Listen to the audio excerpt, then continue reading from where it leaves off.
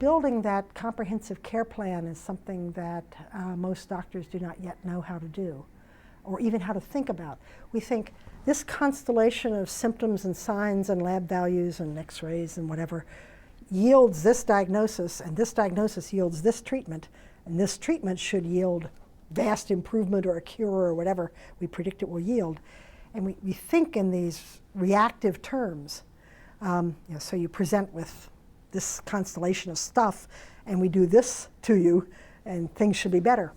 If instead we said, well, you present with this constellation of stuff and your aspirations. What are you afraid of? What do you dream about?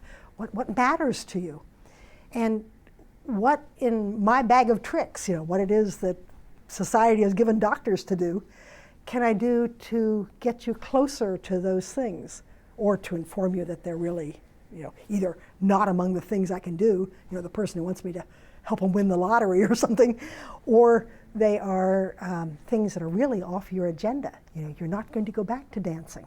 You're really very unlikely to ever be able to feel your leg again, whatever it is. So you have to both help the person create the dreams that are arguably achievable, or at least worth pursuing, and the means to get there.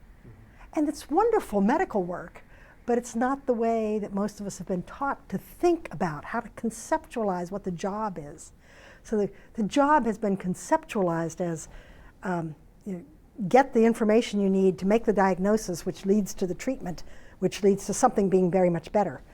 And instead, this is a much more responsive and integrated kind of activity, in that I have to really understand a good deal more about what matters to the patient and to their family or their close friends or whatever, and then work with them on a plan of care that at least pursues what matters to them. And it's a different way of thinking about what medical care is about. But it's what we need. In a world in which most people died with childbirth fever or appendicitis or terrible injury, it probably was irrelevant, or mostly irrelevant. But now that most of us will live a long time with progressive chronic illness, and will die of that having progressed to the point where you can't stay alive, it's a much more involved sort of thing. It's not arm's length medicine where I can look at a lab value and say, oh, well, the person needs X and Y.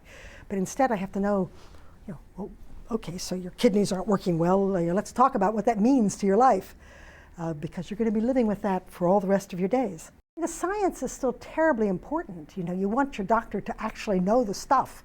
But yeah, then you need that human layer that has to do with dreams. There's a wonderful folk song that says, man is made of dreams and bones. And you want to be good at the bones, but you also need to respect the dreams.